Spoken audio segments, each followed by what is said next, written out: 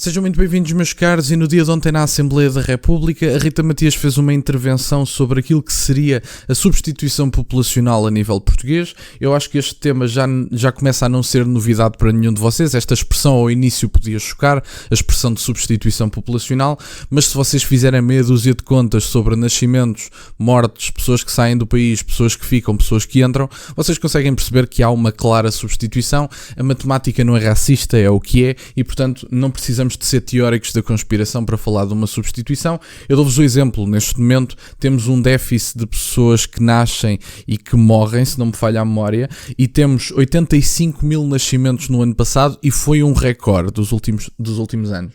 O que nós temos é 1/3 dos jovens fora do país. Jovens, leia-se, pessoas com capacidade para reverter o problema demográfico, porque não vão ser os idosos que vão ter filhos. Compreendam que isso, acho que não é preciso explicar as razões pelas quais isso não acontece. E depois temos as pessoas que saem e as que entram, e temos uma entrada massiva, e no espaço de 3, 4 anos temos o duplicar dos imigrantes em Portugal. E portanto os imigrantes estão a crescer em Portugal a um ritmo que os portugueses não crescem em Portugal.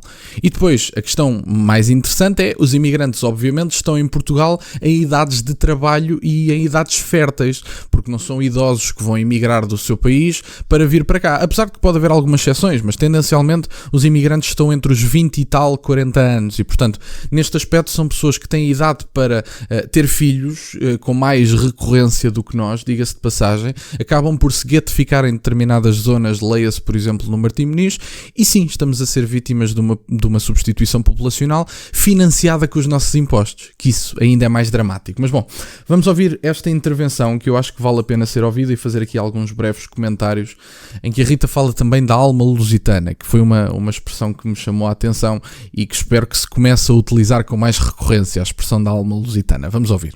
E falando em jovens e na necessidade dos jovens, não posso deixar de dizer que é lamentável que para o fim do debate tenham ficado as referências aos nossos jovens desencantados que abandonaram o nosso país. Senhores deputados, temos 30% de jovens portugueses fora do nosso país. 30%. E estes jovens dizem-nos que partem porque estão desencantados com Portugal. Que triste sina é a nossa, que desde as obras de Eça de Queiroz até ao presente não soubemos fazer outra coisa senão produzir gerações atrás de gerações desencantadas com o seu país, desencantados com o sistema político, desencantados com os baixos salários, desencantados com o sufoco que é o mercado de habitação e, acima de tudo, desencantados com esta sina de termos de adiar permanentemente os nossos sonhos. Não digam aos jovens que nós somos o futuro do país. Nós, jovens, somos o presente e exigimos respostas para hoje. Para hoje!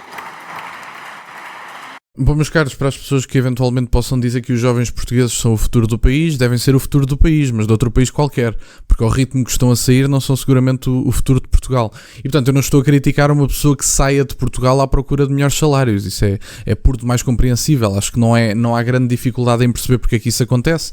Temos dos piores salários a nível europeu, temos dos piores poderes de compra e portanto é compreensível que o façam, tendo em conta que nem conseguem sair da casa dos pais em Portugal. Quando chegam, por exemplo, a algum país nórdico, não só saem de casa e têm casa própria, como acabam até por ter algum dinheiro extra para poderem guardar no fim do mês. E portanto eu acho que estabilidade económica e capacidade de subsistência a nível individual vai obviamente fazer com que os jovens queiram ficar em Portugal, se isso acontecer. Porque é que ninguém se questiona neste momento porque é que Portugal é mais apetecível para imigrantes de terceiro mundo do que para os portugueses? Não é porque os portugueses não queiram fazer determinados trabalhos. Os portugueses também estão na Uber, também estão na construção civil, mas estão nos países nórdicos, onde ganham salários adequados, onde muitas vezes têm acesso à habitação, em certa medida até financiada pela empresa, e acabam por ter mais dinheiro ao fim do mês por causa das condições laborais que têm nos países nórdicos. E portanto é compreensível que as pessoas saiam de Portugal. Obviamente, que perspectivas é que um jovem tem em Portugal? Ganhar o salário médio, que é praticamente igual ao salário mínimo, o salário médio que neste momento não consegue suportar sozinho, não consegue suportar a renda de uma casa, pagar as despesas associadas a essa mesma casa, quer dizer, o gás, a água, a luz, e depois alimentar-se e eventualmente, digo eu, guardar algum dinheiro ao fim do mês. Isso é impossível em Portugal com o salário médio. E o salário médio, estou a falar do líquido obviamente, o salário médio líquido acho que anda à volta dos 1.100, 1.200 euros, que é uma diferença completamente irrisória do salário mínimo. E portanto, uma pessoa que ganha o salário mínimo não pode aspirar a ganhar grande salário brevemente, porque o médio anda nos 1.100, 1.200 líquidos, e portanto eu desafio-vos a terem uma casa na zona de Lisboa com 600, 700 euros de renda, um T0, não se safam com muito mais do que isso, e depois pagarem as despesas todas e guardarem algum dinheiro ao fim do mês. Eu desafio-vos a fazer isso, e obviamente ninguém vai conseguir. Mas os imigrantes que vêm do terceiro mundo conseguem fazê-lo. Obviamente vivem 15, 20 em cada casa, pagam 100, 200 euros de renda cada um, e depois pagam 2.000 e 3.000 euros de renda cada um e acabam por inflacionar o mercado da habitação. A Mariana Mortágua muitas vezes refere-se ao mercado da habitação como sendo algo que é afetado, nomeadamente pelos vistos gold. Ela falava muito dos vistos gold. Os vistos gold não representavam mais do que 5% do mercado. E, portanto, obviamente que as flutuações no mercado também podem ser influenciadas por esses 5%. Mas a Mariana Mortágua acha que tem mais ricos em Portugal a operar no mercado da habitação do que imigrantes? Os imigrantes neste momento estão a aumentar a um ritmo exponencial e inacreditável. E portanto, estas pessoas não querem viver na rua e preferem viver 15, 20 num apartamento em Lisboa do que voltar para o país deles. Isso acaba por influenciar não só os salários, porque se for preciso ganham 70 euros de entrega na Uber por cada entrega, 70 euros não, 70 cêntimos digo, ganham 70 cêntimos por cada entrega, e acabam por fazer o trabalho, e os portugueses fogem dele porque preferem ter outros salários, mas depois chegam à Suíça, chegam ao Luxemburgo, chegam à Suécia e vêm os portugueses na Uber, na construção civil. Obviamente que os que não têm qualificações, os portugueses que têm qualificações vão à procura de trabalhos que permitam satisfazer essas qualificações. Mas os portugueses também estão na Uber, na construção civil, também fazem entregas e portanto os portugueses também fazem esses trabalhos, só que fazem-no com salários decentes, com salários que os permitem subsistir, guardar dinheiro ao fim do mês e ter uma vida tranquila, que é isso que não conseguem ter em Portugal. Vamos ouvir o resto. Esta semana saiu uma notícia que dizia: se nasceste nos anos 90, vais ter uma reforma abaixo das gerações anteriores. Isto é indigno e não é justo, senhores deputados. O Estado Social e o Sistema de Segurança Social estão a ruir a olhos vistos, e como é que nós temos respondido a este desafio? De forma nenhuma. Importando apenas mão de obra barata, pouco qualificada, com culturas que em nada se assemelham às nossas, achando que vêm para pagar as nossas reformas. Isto é uma falácia, isto está a olhos vistos e, acima de tudo, isto é um insulto para os jovens. Leiam os meus lábios. Nós, jovens portugueses, não somos substituíveis. Nós, os jovens portugueses, somos herdeiros por direito dos heróis do mar. Nós, os jovens portugueses, temos orgulho na nossa nação valente e, sobretudo, apesar de jovens, nós sabemos que a nossa alma lusitana é imortal. Disse. Bom, meus caros, esta foi a intervenção e eu gostei bastante, principalmente desta parte final, e também por isso aqui a trouxe. Nós temos que acordar um bocadinho para a vida, diga-se de passagem. Eu sei que o sistema liberal e as democracias liberais optam por se manter a si mesmas em vez das pessoas. As democracias liberais e este sistema, este regime propriamente dito, está-se pouco borrifando para quem mantém. Não interessa quem mantém, desde que tenham um certo equilíbrio de contas. As pessoas são números. Para as democracias liberais e para este tipo de regimes, as pessoas são números, é completamente irrelevante se vocês têm a cultura A ou a cultura B.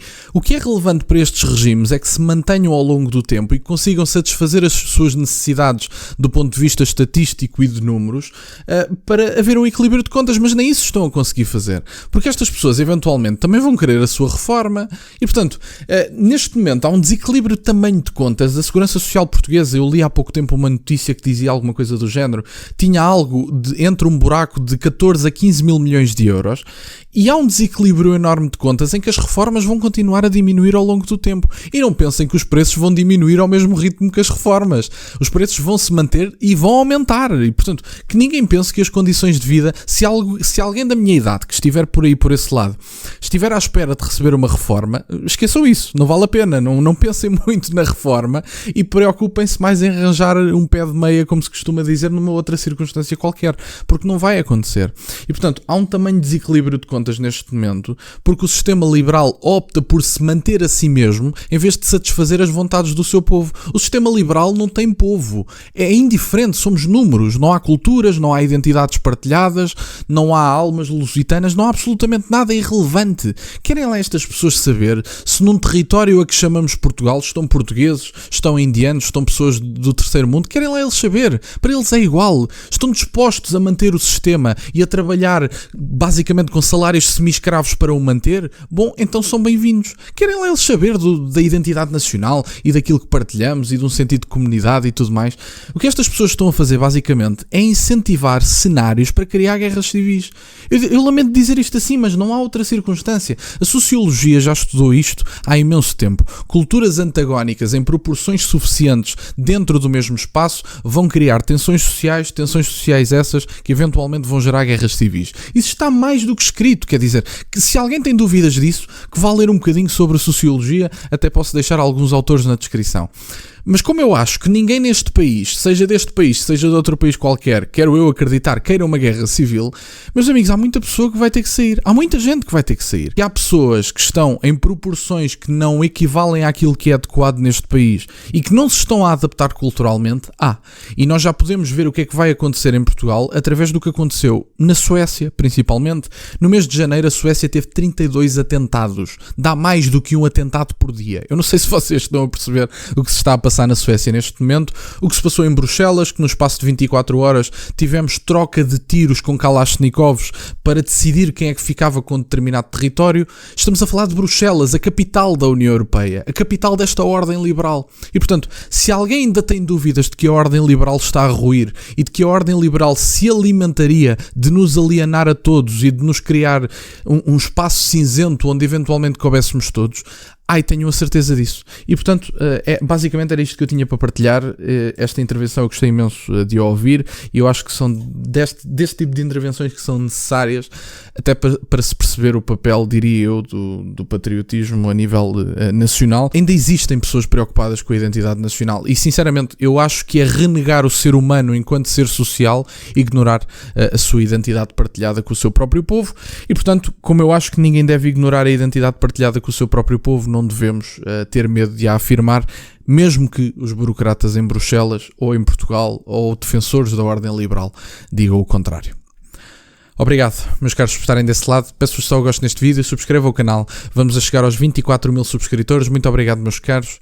Tem as minhas redes sociais e o MBA na descrição, para o caso de quererem fazer alguma doação. E nunca se esqueçam, meus caros, questionem tudo.